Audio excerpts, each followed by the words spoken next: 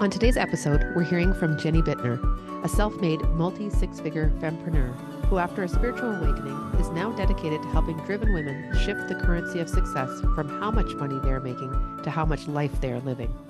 Redefining wealth from hustle to healthy. Jenny shares how we, as women, often don't celebrate our accomplishments for fear of judgment from others. I love her take on perfectionism and the way we can put other women up on pedestals, creating unrealistic expectations for both the other person and for ourselves. Jenny shares her story of how she and her husband prioritized freedom as the most valuable asset for their family and how they have lived that out to this point. I know you'll love the energy and enthusiasm Jenny brings. Here's our conversation. I want to welcome Jenny today onto the podcast, and this is somebody that I'm super excited about sharing with you, our listeners, because she's had a really interesting journey that I think a lot of women can relate to, no matter where you are in life. And I think some of the things that we're going to talk about today, right away, it's just going to resonate with you, and you're going to feel like, okay, I'm not the only one. I'm not the only one feeling this or experiencing this or wondering if this is normal. But I would love, Jenny, if you can just introduce a bit about yourself and who you are and how you've gotten to where you are today. Sure. Oh gosh, I feel like it's such a loaded question. It's like, where does one begin?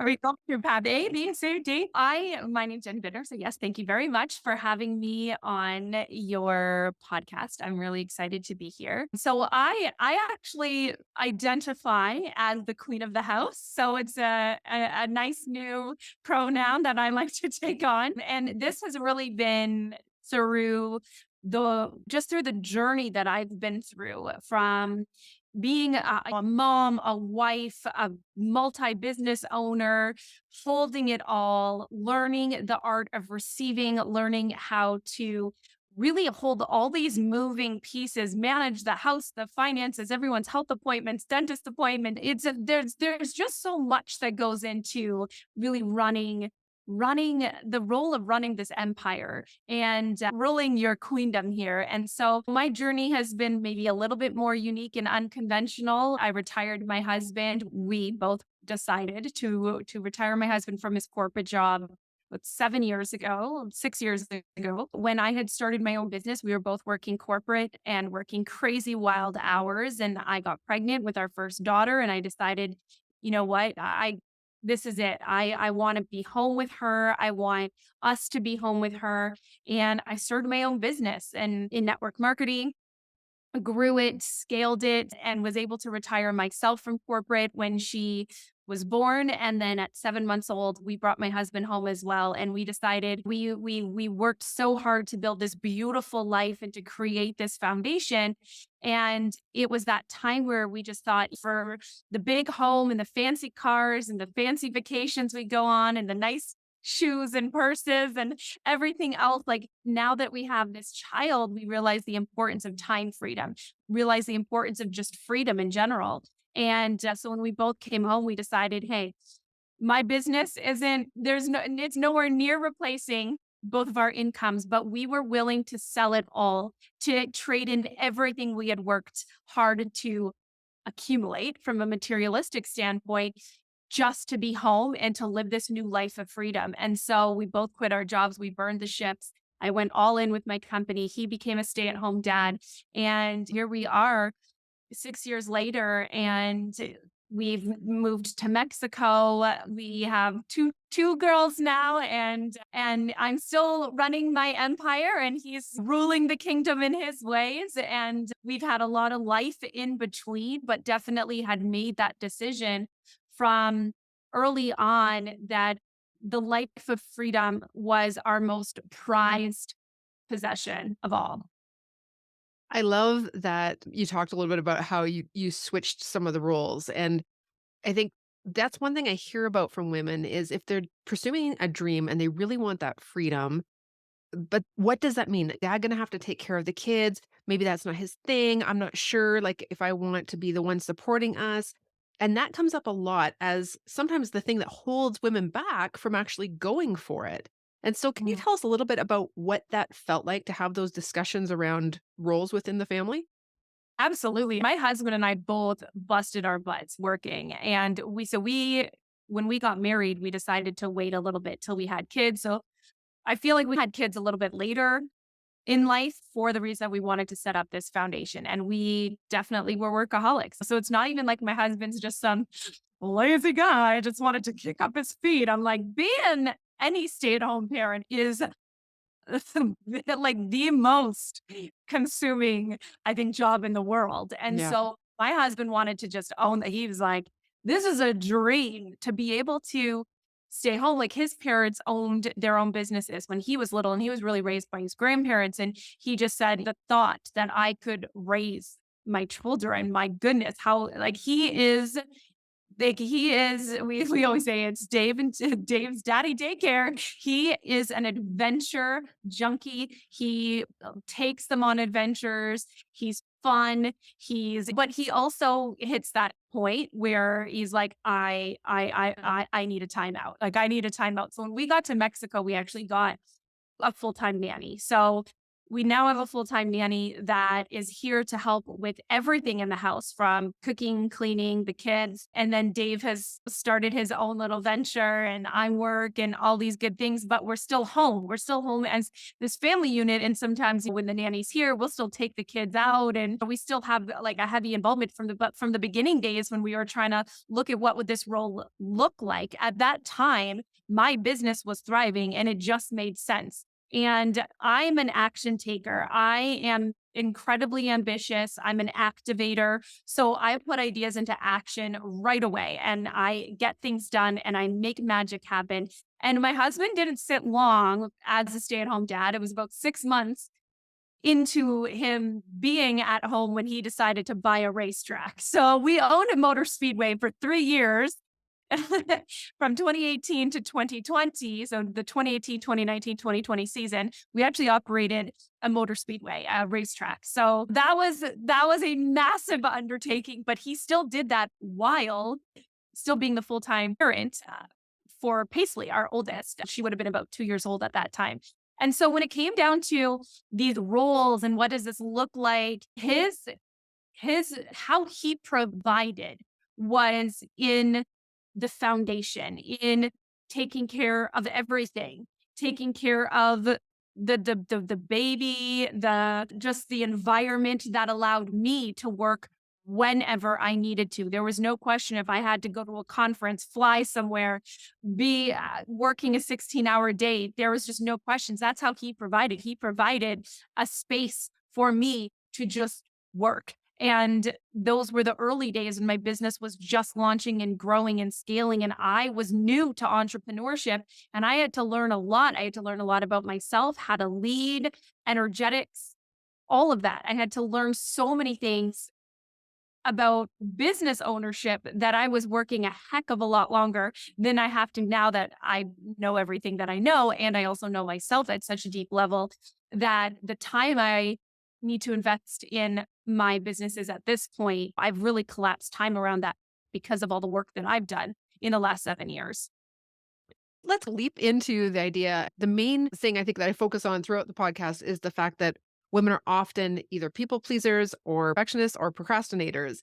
And I know in your journey, you definitely dealt with some of that. So, can you Mhm. share with us a little bit about maybe what you discovered about yourself and how you dealt with any one or all, whatever you would like, of those three? Okay. I mean, if I'm looking at the people pleasing side of things, I mean, in business, it can be challenging for women to move forward and to make their mark and their stand and talk about their accomplishments and be openly celebratory of their own accomplishments without the fear of what others might think about them and what others might judge about them. And we are conditioned to often lead with our troubles, challenges, our vulnerability in an effort to seek the validation that comes with us being so open. And what I believe really needs to shift is us being more open and comfortable sharing our accomplishments, which for people pleasers is not a very humble feeling. And so along the way, there was a heck of a lot of people pleasing that I did. And a lot of it came to in my network marketing world, it was my leaders, it was my team. How do I make them happy so that they want to show up and they want to be part of this journey with me? And so there was boundaries that I would not put in place because of fear of people not being happy with me. There was a lot of, I believe, an avenue of people pleasing is also putting people on pedestals and looking at others who have gone before us as being some sort of magical unicorn. And we put them on this pedestal like they must be perfect. So the perfectionism isn't even always something we're putting on ourselves. It's actually a lens and a perception we have of other individuals, and that we believe they're perfect and that they have it all. And look at, they're making this much money. They're doing what they're doing. They're holding it all. And in reality, they aren't, which is why truly believe with social media, we do have to have those moments of vulnerability, not in an effort to seek validation, but in an effort to showcase the sides of us that are human as much as the sides of us that are celebrating our successes and being abundantly grateful for the things that we've accomplished so that we can normalize women being powerful in their roles while also normalizing that we're holding both of those. Not to say that we have to lead with the fact that, like, hi, I'm a human. Just remember that I'm a human. People know that. People know we're all human, but I just believe we have to start to dismantle these pedestals we put other women on. And the problem with that, the big problem with that is that if we know we've been put on a pedestal, if we know that there's people that are really looking up to us, we start to put on this mask of, if they know I'm human, oh my goodness, I'm going to lose followers. If they know that I've messed up, if they know I'm not perfect, if they know that I don't know it all, then maybe they won't want to follow me anymore. And then that's where I believe that perfectionism comes from, right? It's either people have already put us on a pedestal, so we have this pressure to be something perfect when that is impossible, or it's that we are vying to be put on a pedestal for the validation. So we don't want to be looked at as anything but perfect. And this is the problem because we all are human and we all are imperfect and we're working on those things. But in the midst of working on the things, it's about celebrating who we are and what we've become, and that we don't have to please others and make others comfortable by not celebrating ourselves. Is that is the journey right now. Like that is the mission. We started off in the same network marketing company, and I've been watching it for years. And I love seeing how authentic and how you reveal like some of the struggles you're going through and just the vulnerability that you're really willing to share. And I think you're right. As women, when we can see like I don't need to be perfect because she's not perfect, and yet she's successful. She seems to love her life. Things are going well. That's a huge, I think, just opportunity that you've given to women to be able to see inside your life. And it's not that you're pouring out like garbage all over the place. You're just sharing like this is the reality. This is what I'm experiencing. How do you feel as you're doing that? I've often wondered as I've read a post from you or something that you're talking about that's going on in life. How are you feeling as you share those kind of things out, just relating to women? I feel that the way that I connect with women is through through the vulnerability and through being so relatable, right? It's through, I feel that when I can sort of call that forward and be a vision and not I shouldn't say vision, but be an example of what it looks like to be on the flip side, right? So what does it look like to be able to hold these incredible highs as well as be able to hold what may come with those incredible highs? And there may be this perception that once I get to this certain point, I'm going to be so happy. Once I get to this point, I'm going to have it all. Once I get to this point, once I make this much money, everything will be solved. Once I make this much money, I won't have problems anymore. But you will. You'll just have different problems, new problems, right? And so I think there's this perception that like we have to have this certain mindset at a certain level, and everything is energy. Everything, our thoughts, our energy, our action is energy, our connections with other people is energy. And the way that I connect in the best way possible is through really being honest about my entire journey. It's about showing the things that, and I don't talk about my struggles often when I'm going through them. I talk about a lesson, something I have been through, and what that felt like, looked like, what it was like to experience that. And then what was the lesson that I took from that? How did I grow on the other side of that? And a lot of women will see themselves in the lesson at this moment. Like, I can so relate to this. I know exactly what you're talking about. I know exactly how that feels. And so that initial connection for me to be able to grow with a future business partner or my next student in my academy, I personally, I like to connect first. I like to relate and know from a deep level that I see you, I feel you, I hear you, I appreciate you. Let's get into action. I think women so often don't feel seen, heard, and appreciated. And so in my world, in my space, that's like the first thing that I want you to feel, to experience is being seen, heard, and appreciated for just being you. And then let's get to work. So I have a absolute blend of my masculine energies. They're very dominating in the sense of like, I love to work. I'm ambitious. I'm a doer. I'm an action taker. I'm a planner. I like systems. I like structures. And then my feminine side, I really like to dip into and lean into my intuition. I like to take aligned action where things I actually go based on the feeling. I'm producing peace of mind wealth, where the energy behind the things that I'm doing is very present. And I intuitively make a lot of my decisions. That is the compass of my ship. So it's definitely a beautiful blend. And I love teaching women how to be able to put themselves into that place so that they can create peace of mind wealth as well. So, just to wrap things up, I would love to hear from you. What is one thing that you're really loving right now? It can be about life, it can be a thing, or whatever you'd like.